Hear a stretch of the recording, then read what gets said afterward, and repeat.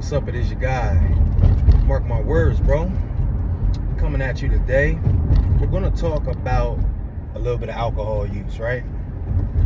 Long-term alcohol use and what that can do to you, right? What happens when you use alcohol for too long. Just some effects that happens, man. And we keep it real on this channel. We keep it real in these videos. We just talk about things that are plain and simple, bro. You know what I mean? That we can all get better from. That we've lived through. All right, so we're gonna get into some alcohol talk today. Now, if you like the content, bro, if you like what I'm sharing with you, and you like the info and the discourse, definitely like and subscribe to the channel. That lets me know that I'm talking about the right things at the right time for the right reasons. All right. Now, also share the information with somebody that you know. Normally, when I share a podcast or a video with one of my homies, I just give them a little note. Hey, bro, saw this John. It's about 20 minutes. Thought it would be informative for you. You know what I mean? Let me know what you think. Not only does that show them that you care about them, that also gives them information because they will get something different out of this video that you got. And on top of that, it opens up some dialogue between you and a man that you genuinely care about, bro. And most of us are missing genuine connections with other men. Right? Just talking about things that we go through, family stuff, fatherhood, finances, careers, health and fitness. All right. So every time you share a video, you open up that dialogue with somebody you care about. All right. So let's get to it now.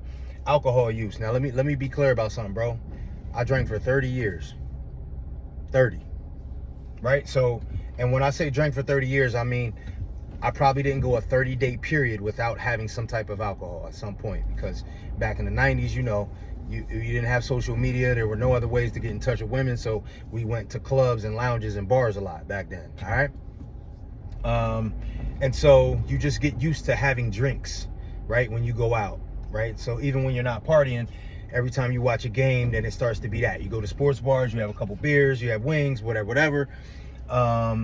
Even when you transition into getting a little older, when you sit at home and watch games and things like that, you're drinking beer, you're having cocktails. No big deal, but it's just being honest, that's something I did, again, for like 30 years, bro. Like, just never going 30, 60, 90 days without alcohol in my system, okay? So, but we're able to surpass that, right? We're able to graduate to the next level while still doing it. But we got to really look back sometimes, bro, and say, all right, how has this benefited me? If I did it for 30 years, what have I gotten out of it, right? What can I say that about this factor? How can I say this has changed my life in a positive manner? Where have I gone in life because I'm doing this? And if you do something for 5 years, 10 years, 15, 20 years, bro, you should be able to show some result. And this is what I will tell you. Anything that you do for a length of time is going to show you some result, whether it be positive or negative. Let me say that again to you. Anything that you do for a period of time, 90 days, a year, six months, a year and a half, it is going to yield some results, whether it's positive or negative. You understand? There is no in between, bro, because we have this thought that, oh, I can eat desserts every day. It might not change me that much. I'm in pretty good shape.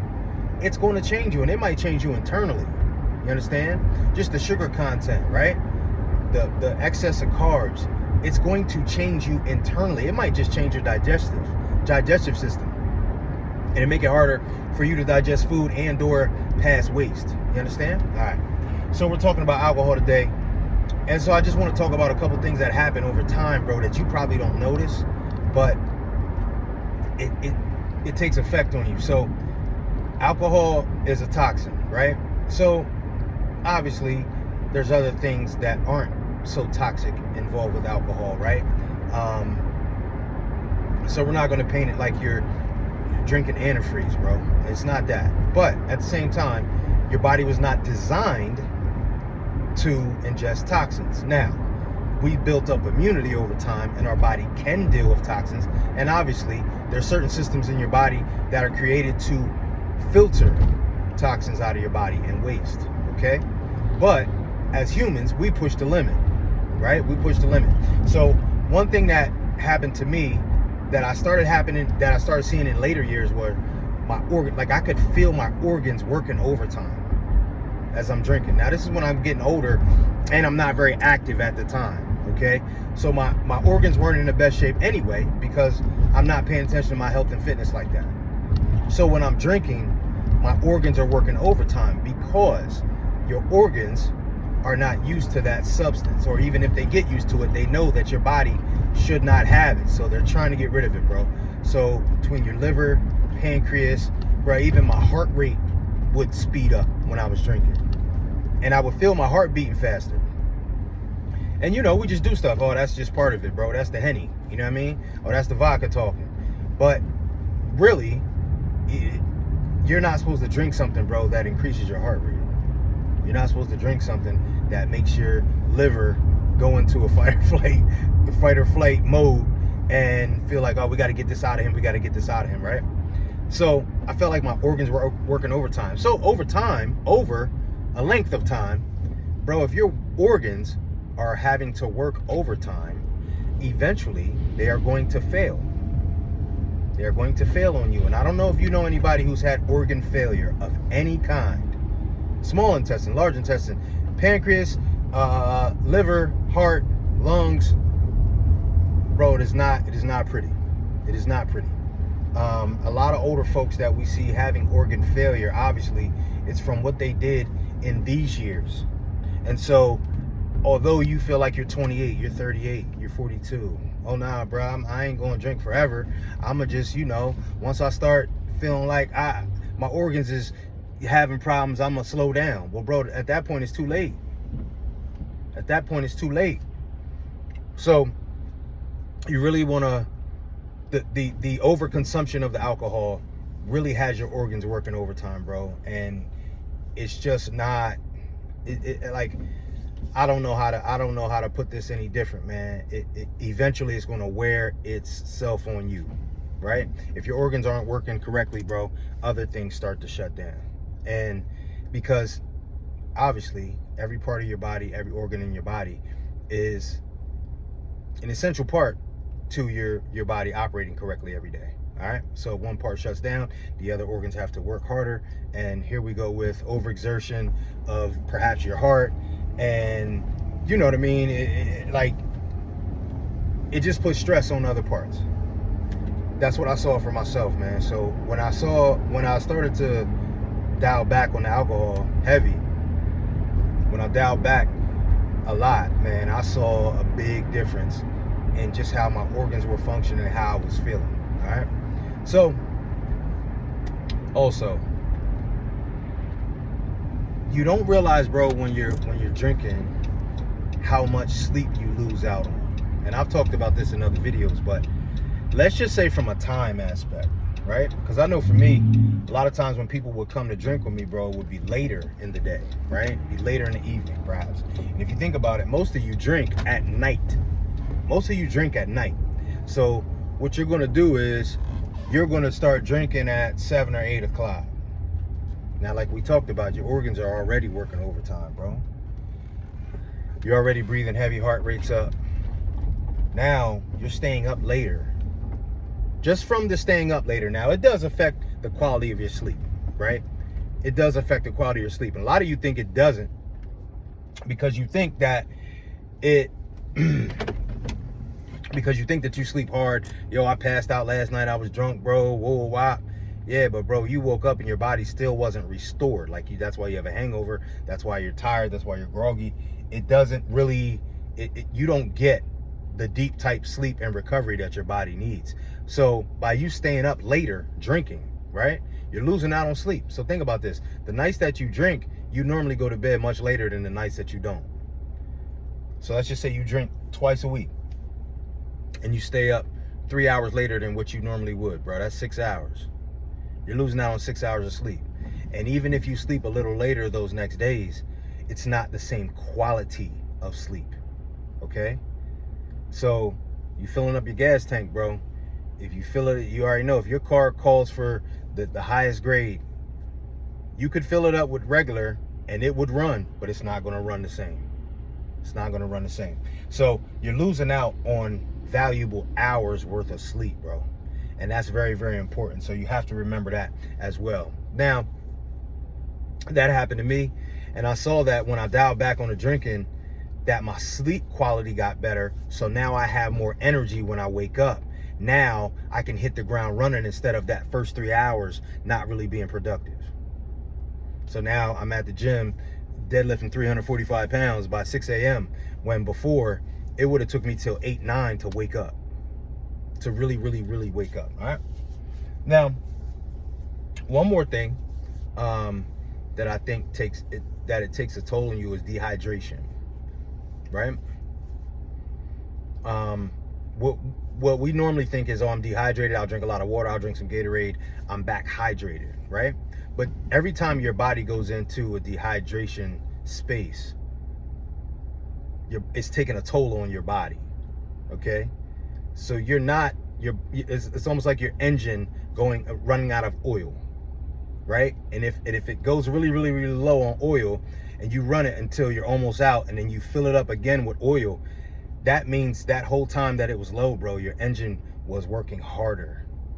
There were some things that was going on that shouldn't go on because it was low on oil. That's the same thing dehydration does.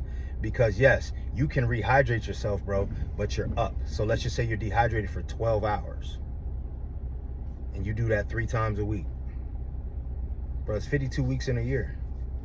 That's 150 times your body's going through a dehydration phase.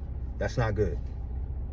Now, if you're fasting from water and food, I get it, bro. That's a total different thing. That's a fast. But if you're putting something in your body that dehydrates your body, and you're doing it 2 or 3 times a week, bro, or just once a week, that's 50 some times in a year that your body's been dehydrated.